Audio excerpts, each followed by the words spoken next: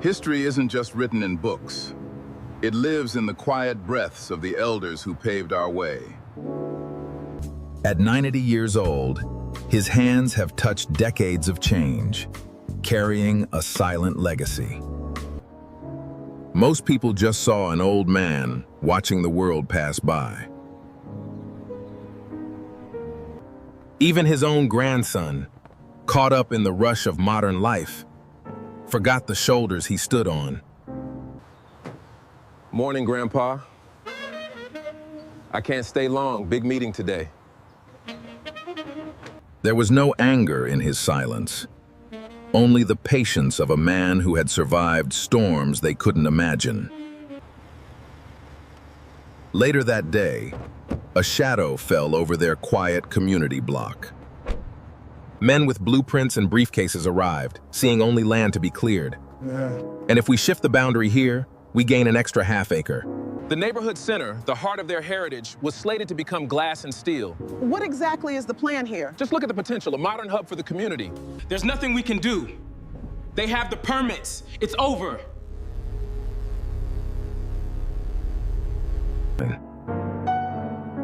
The young generation felt defeated before the conversation even began. But the old man knew something about holding your ground. A tree without roots falls to the first heavy wind, son. He walked to his bedroom, a slow march of purpose. From beneath his bed, he pulled out a weathered wooden box. It held no money, no deeds, only truth. Faded photographs of a time when the community built that center, brick by brick. He carefully laid out his finest suit, the one reserved for days of reverence. When he stepped out, he wasn't just a 90-year-old man. He was the architect of their legacy. To remind them whose soil they're standing on. The town hall meeting was a quiet sea of resigned faces. At the front, the developers spoke smoothly of progress and modern convenience. We assure you, this new complex will benefit the area.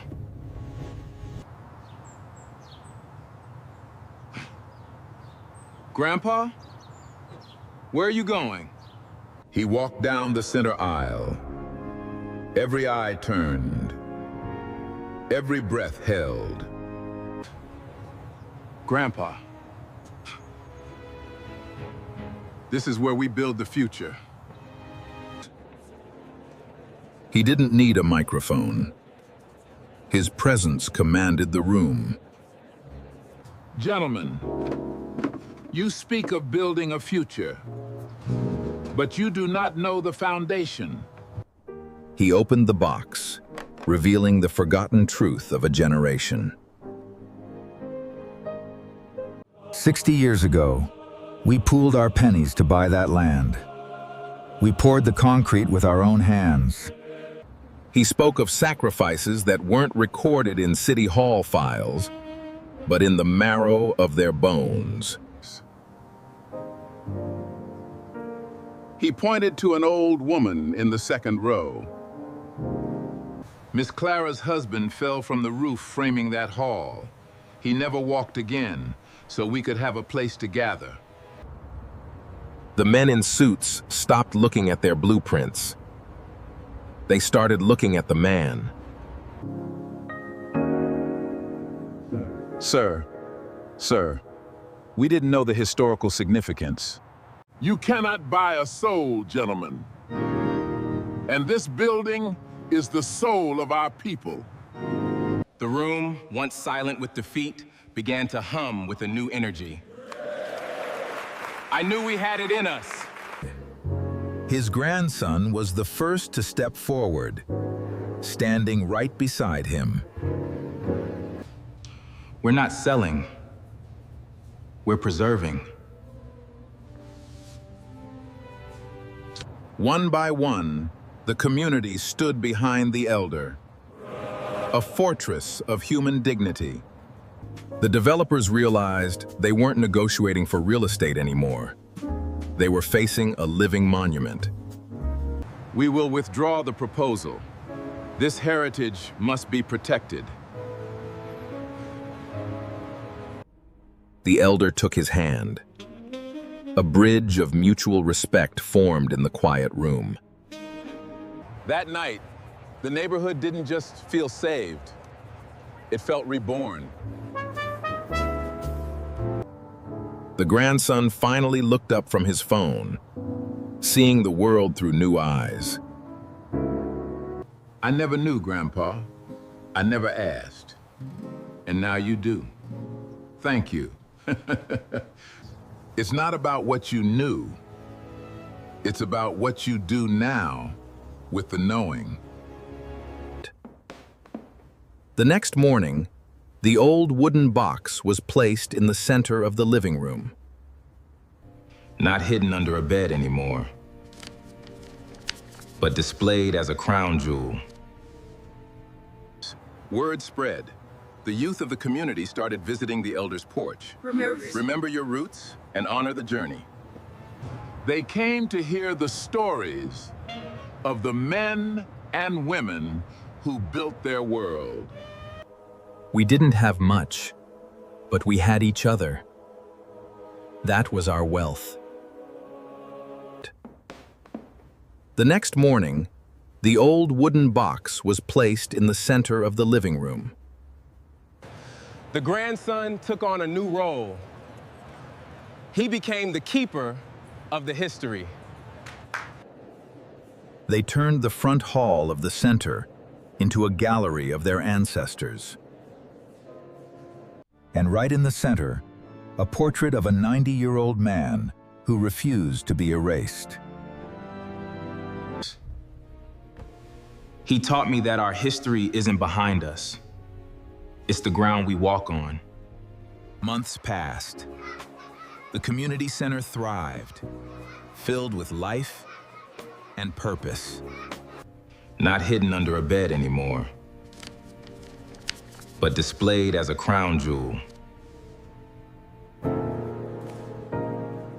We wanted to contribute to the preservation fund. A true leader doesn't fight with fists. He fights with the undeniable weight of truth. The roots are strong. The tree will grow. It's easy to look at the elderly and see only the twilight of life. But if you look closer, you see the dawn they created for the rest of us. We owe them our patience. We owe them our ears. We owe them our reverence.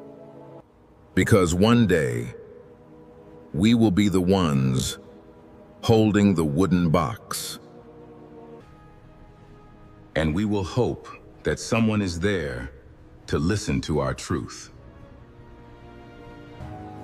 The African-American spirit is built on this unbroken chain of memory. From the porch to the boardroom, the wisdom of the elders is our greatest currency. Never forget the shoulders you stand on.